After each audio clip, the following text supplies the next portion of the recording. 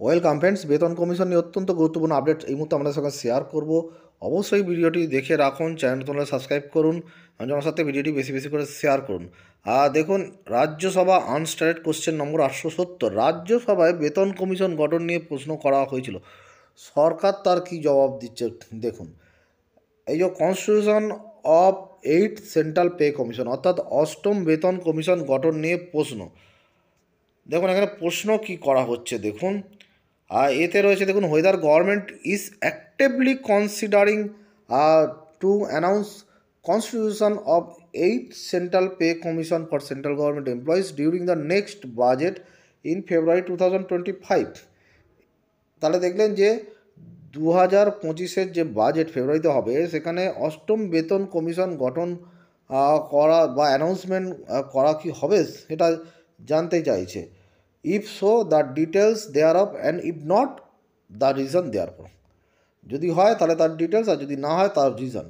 Weather fiscal condition of union government is not allowing the increase in pay of the central government employees. Fiscal ডেফিসিটটা কি এই বেতন commission যে গঠন হবে বা পে ইনক্রিজ হবে সেটাকে কি এই মানে অ্যালাউ করছে না? If so the details thereof. আর অ্যান্সারটা, মূল অ্যান্সারটা দেখুন কী দিচ্ছে, A to B. No such proposal is under consideration with the government for constitution of 8th central pay commission for the central government employees at present.